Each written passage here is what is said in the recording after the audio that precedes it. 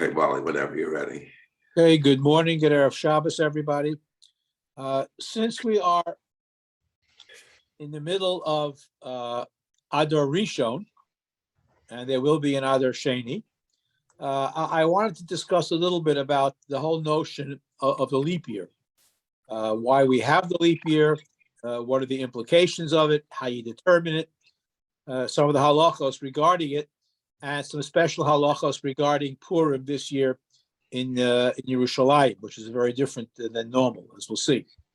There are different reasons why we intercalate, why we add an extra month in the year. First of all, the Torah says that Pesach has to be in Chodesh HaAviv, in the springtime. And since there is about a 10-day difference between the lunar year and the solar year, if we just keep on going based on the lunar year, which is how our calendar is based mostly, you'd wind up having Pesach in the winter.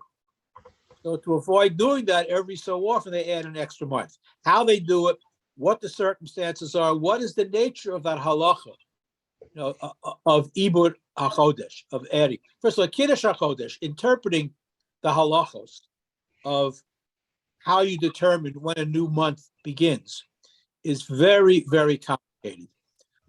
It wasn't simply witnesses coming to Beis Din and saying we saw the moon. They're questioned, and they're asked all kinds of questions.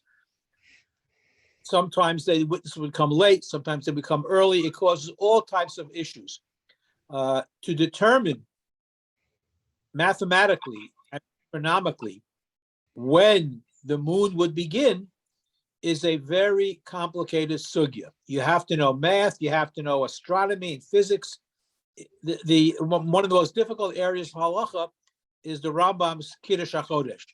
How do you determine when the new month? And interesting, even though we had a calendar from the early period of the Talmud, Hillel Hasheni, the Rambam had a machlokes with the Gaon in Bavel, Shmuel ben Ali, as to when a new month began in terms of Rosh Hashanah. And it was a big machlokes of that year. And in some place, they did Rosh Hashanah on 2 different years. It happened in the time of the Gemara, it happened in the time of the Rambam too. Why was he still intercalating Chodesh when there was a fixed calendar? Is a separate historical question. But there was a big machlokes at the time of the Rambam in terms of when the new month happens.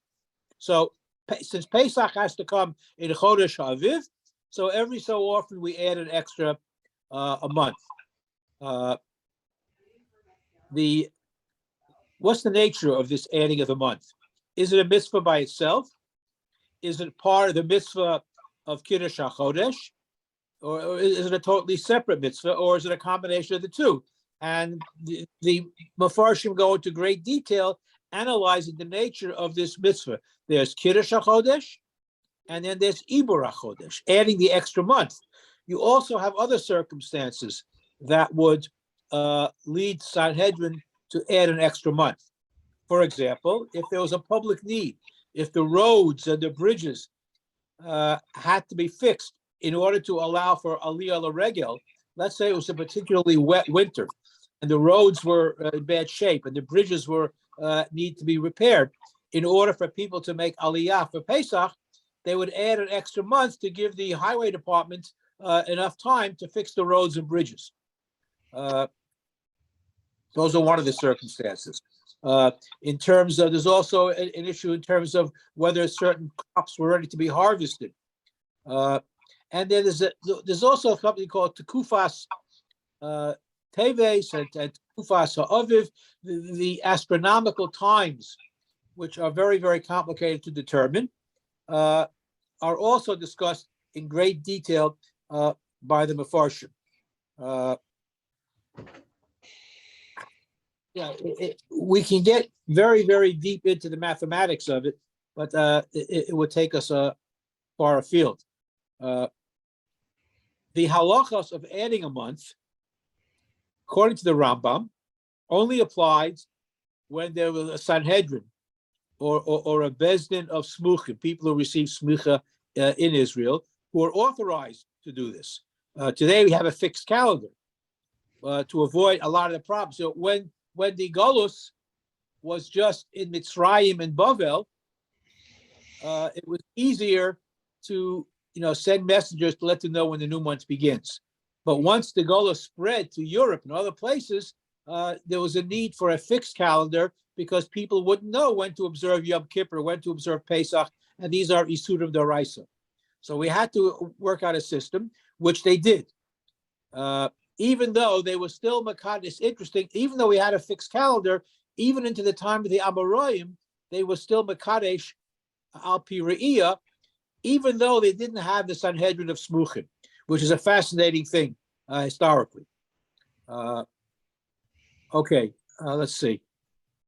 According to Rav Soloveitchik and others, the requirement of Kiddush HaChodesh requires a Sanhedrin, and it's not necessarily a judicial function of the Sanhedrin, but they're basically acting as a shaliach of the Jewish people.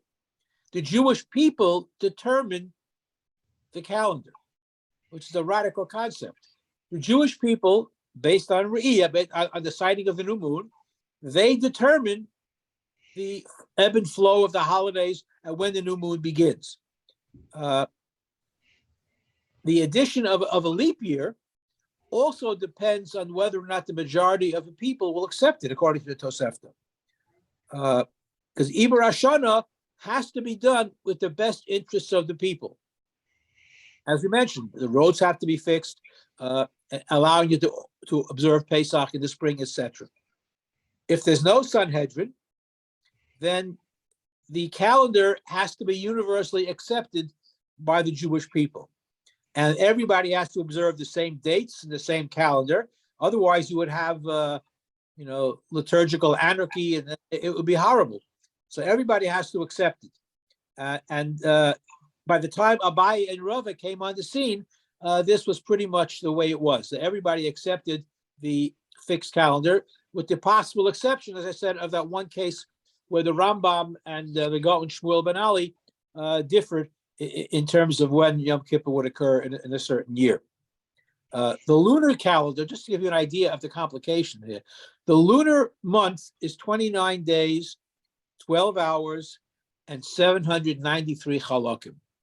That is a lunar month. A chelek is 1,080 chalakim in an hour. So a lunar month, do the math, has 29.5306 days. Okay, and this is all being done before calculators and computers. The Jewish, a 12-month year based on lunar months, you want to be precise, is 354.3672 days. A solar year is a subject of some controversy between Shmuel and Rav Ada. Rav Ada says a solar year has 365.246822 days. And they worked it out. Some say it's 365.2. But the point is, they were doing all these calculations before the advent of modern calculators and so forth. The actual scientific solar year, on the average, is 365.24219 days. And then I won't go into more details in the halakim and the regaim, the fragments of a second, but they calculated all these things mathematically, astronomically, to come up with a fixed calendar, which what we have today, which solves the problem of determining when the holidays turn out. So we know when Yom Kippur is, we know when Pesach is, we know when Rosh Hashanah. All these things are based on the calendar that was finally determined. I would say by the 2nd or 3rd century, it was pretty much accepted throughout all of the Jewish community. Now, as far as we are concerned today, there are 2 Adars. What halachos are different between Adar Rishon and Adar Sheni? When do you read Megillah? Adar Rishon or Adar Sheni? When do you observe all the other halachos of Purim? So the Mishnah says, if you have a leap year, and if for some reason people it was determined to be a leap year after they already read the Megillah, because that could happen in the time when they were Makadesh al Pi Re'iyah. So Adar came, they celebrated Purim, then they realized they had to intercalate an extra month because it was still either winter or the roads weren't ready, whatever the reasons might have been. So they had to determine after Purim that you had to add an extra month. It was a leap year. So if you read the Megillah already, then you have to read it again in Adar Sheni. All the mitzvahs would have to be done again. If there are also, what about the 4 parshios that we read before Pesach? If you started reading them, if you read them during Adar Rishon, they don't have to be read again during Adar Sheni. We don't have the problem today because we, as I said, we follow the fixed calendar and we know when Adar Rishon, we know when a leap year takes place. There are different machloksim in the Gemara about when you do certain things. Rabbi Shimon ben Gamliel says that tanesim, fasting, and eulogies are prohibited on both Adar Rishon and Adar Sheni on the 14th and 15th. If we wait now, why? If Purim that we celebrate is really during Adar Sheni, then why would you also do certain things in Adar Rishon? And again, we have a rule: ein maviyun ala mitzvos. When you have an opportunity to do a mitzvah, you do it. So Adar Rishon might, according to some authorities, be appropriate to say certain if you have certain mitzvos to do, tanesim and hespedim, you would do it because it's not really Adar. Again, is it will the real Adar please stand up? And there are aspects of observance in both Adar Rishon and Adar Sheni. As far as we are concerned, the big differences would be today if you have yortzeit. If you have a yortzeit, an Adar, a person died during Adar Rishon. When do you observe, or on a regular Adar, when there's no leap year, when do you observe yortzeit? And there's a lot of discussion on this. Without going to all the machloksim, the psak halacha is that you would say Kaddish on both Adar Rishon and Adar Sheni. Now, I have the issue with my late father-in-law, and I said Kaddish for him in Adar Rishon, and I will say it again in Adar Sheni because that's the ultimate psak. The Rishonim and the Mefarshim are all over the place about it. I won't go into all the lumdus of it, but clearly it has other implications also in terms of the Dorim. There are a lot of halachos, but for most of us, the only implication in terms of Adar Rishon and Adar Sheni would be yortzeit. And our minhag is to say Kaddish and observe the yortzeit on both. There's an interesting riddle that was posed by one of the Rishonim regarding 2 children. Ruvain, the first child is born earlier than the second child. And it's possible for one child to be bar mitzvahed a month, but the second child who was born later to become bar mitzvahed before the child that was born earlier. Whereas both children were born during a leap year. Child A was born at the end of Adar Rishon. Child B was born at the beginning of Adar Sheni. 13 years later, if there's no leap year in their 13th year, then the second child's bar mitzvah will be at the beginning of the month, and the first child's bar mitzvah will be at the end of the month. Now, if there's no leap year, then the child that was born at the beginning of Adar Sheni gets bar mitzvahed before the child that was born at the end of Adar Rishon. Strange halacha, but that's the reality. It doesn't seem to make sense. Sure, it makes sense. Again, there's a leap year, okay? Shimon is born on the 26th. I'm sorry, Shimon is born on the 26th day of Adar Rishon. Okay? Shimon is born, Reuven the 26th, Shimon is born on the third day of Adar Sheni during a leap year. Okay? 13 years later, it's a regular year. It's not a leap year. Oh, I thought you said they were born like a day apart. They could be born a day apart. Let's assume that on the 30th day of Adar Rishon, Reuven is born. Okay. And on the first day of Adar Sheni, Shimon is born. Okay. You could have twins. You could have twins that way. Exactly. Yeah. Right. And the younger one will get bar mitzvah first, and if the bar mitzvah year is a non-leap year. Correct, and that's how it works out. It's one of the oddities of the calendar. Now, if you've ever had the opportunity to be in Yerushalayim on Purim, it's a wonderful celebratory. Everybody is happy. Everybody is wearing costumes. Every hotel clerk is wearing a costume. Every shopkeeper in their streets. It's an amazing time to be in Yerushalayim during Purim. What's even more amazing is to be in Yerushalayim during what we call Purim Meshulosh, which takes place this year. Now, normally you have Purim on the 14th day, and on the 15th day in walled cities like Yerushalayim, it's like a second day of Purim, and you read Megillah again. Okay? However, when you have Purim Meshulosh like you have to this year, so this is the situation. Megillah should not be read on Shabbos.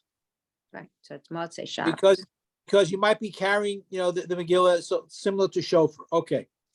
So when you have, now the calendar is set up in such a way that Purim, the 14th of Adar, can never take place on Shabbos. Can never happen. The 15th of Adar, however, occasionally does fall on Shabbos. So since some of the mitzvos can't be fulfilled on Shabbos, there are some mitzvos that are observed on Friday, and some are observed on Sunday. Like this year in Yerushalayim, and it's called Purim Meshulosh. It's a 3-day Purim, essentially. It's unusual. It happens, but it's a fascinating thing. So what do they do? So on Shabbos, what you have on Shabbos, the Kriyas Torah of Purim is read on Shabbos, as well as a special Haftorah for Purim. Al Hanisim is said in davening and in benching, but you don't read the Megillah. On Friday, where we go now? Matanos Evyonim is done on Friday, even though it's not yet Purim. And on Sunday, you have Mishloach Manos and the Seudah. So you do something on Friday, something on Shabbos, something on Sunday. So it's a 3-day Purim, essentially. And benching, it's a fascinating observance when you have a leap year, such as we have this year. So if you happen to be in Purim, in Yerushalayim this year, you'll observe a 3-day Purim. What many people do, and this is interesting, halakhically it's not necessary, but a lot of people enjoy Purim so much that people who don't live in Yerushalayim try to be in Yerushalayim on a regular Purim so they can hear Megillah an extra day. And they enjoy the festivities of Simchas Purim. It's a very lively time. So if you're not in Yerushalayim, you read Megillah on the 14th. And if you happen to be in Yerushalayim on the 15th, you'll hear it again. And many people try to do that. There are some people who dafka don't want to be in Yerushalayim on the 15th, so they go out on the 14th as well. So they hear it out someplace else. That's a separate issue. But clearly, Purim Mishulash doesn't happen all the time, only during a leap year.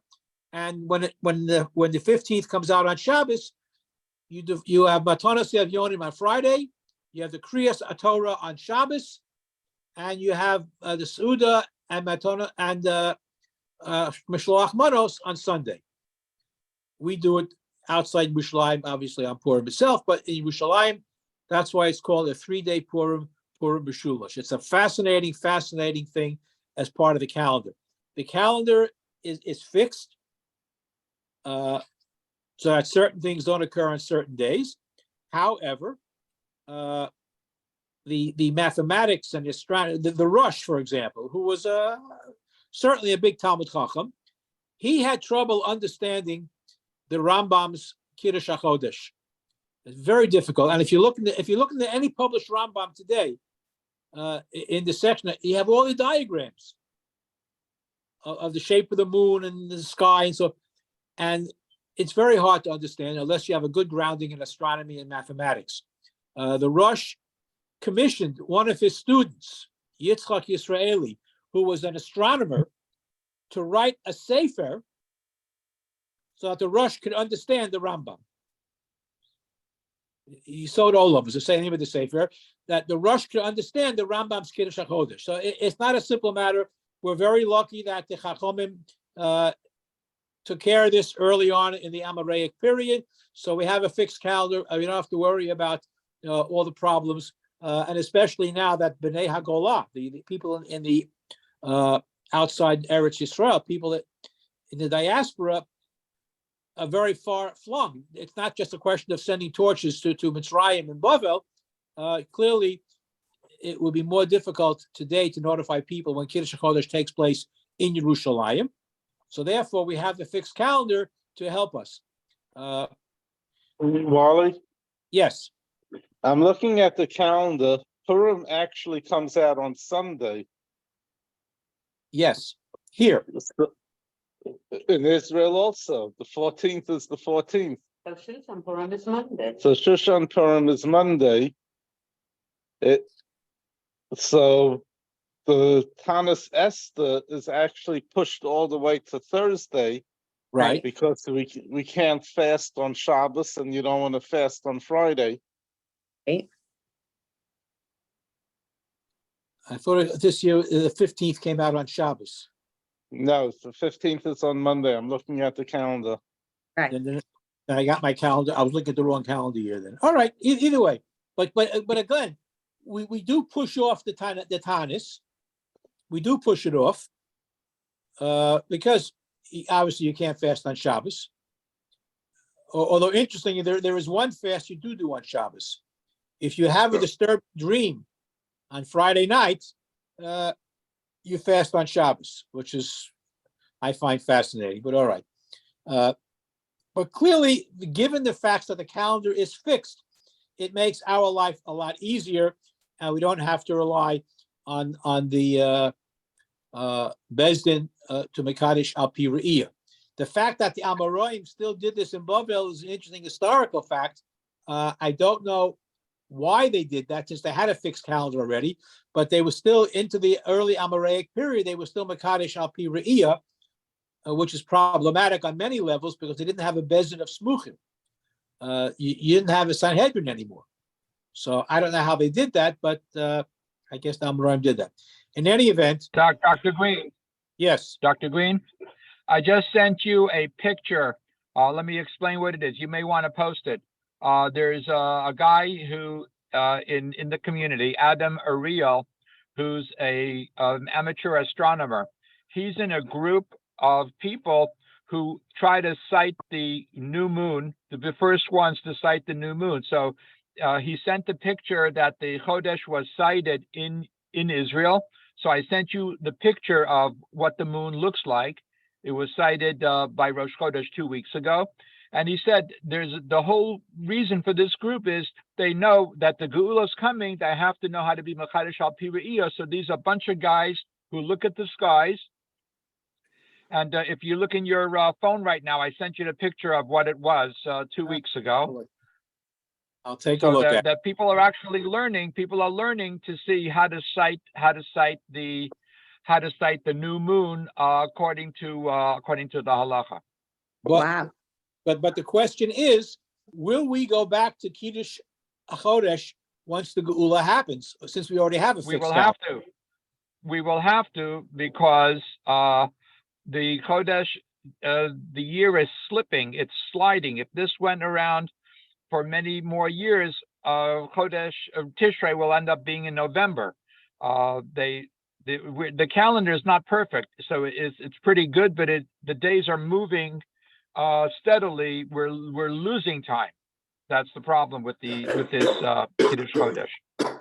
Interesting. I'll have, So with all this new stuff, will we be able to go to a 1-day Yom Pesach and I'll Sukkot? buy. I'll buy. I'll have Be able to. to? Rabbi David Palmer is one of our local experts on the Luach. I'll have to consult with him about whether this phenomenon of these local astronomers. But I didn't know that. It's fascinating. Thank you very much for sharing that. I will check into it. How you group? I mean, it's very similar to the people in Yerushalayim who are making the kalim of the Beis Hamikdash. The temple is, if you're ever in Yerushalayim, it's worthwhile going into their workshop. They are reconstructing all the kalim of the Beis Hamikdash to be ready when Mashiach comes to have them. So they're almost finished. They're not completely done yet, but they are making all of the kalim of the Hamikdash, so they're getting ready. We also have people who are on certain farms. They are raising and keeping para aduma ready, a red heifer to be mataher, those that require purification. So there's a lot of things going on, and hopefully, b'meira v'yameinu, the Geula will come, and all these preparations that were now theoretical will become, very, very practical. Wally, Yes, Mendy. okay, I have this book. If anybody wants to borrow it, it's about the calendar. One of the things that I read in here, that every 19 years, we know the calendar repeats itself, but the days of the week don't repeat itself. Actually, it takes 13 cycles of 19 years before you'll get back to the same day. So Rosh Hashanah, 1 year, if it comes out on a Monday, and the secular calendar is September 17th, it takes 247 years to get back to that. Oh my And one of the reasons for that also, if you look at the Molid, for when they announce it, every 247 years, we should be, I don't think we'll be around to hear it, but the Molid is almost the same for that given month, 247 years ago. It's off by a couple of minutes. So it's very, very interesting. If anybody wants to borrow it, there's a lot of information here. If you're a number person. Most amazing is they did all this stuff without computers, without calculators, and they were able to determine this stuff down practically to the second or fraction of a second.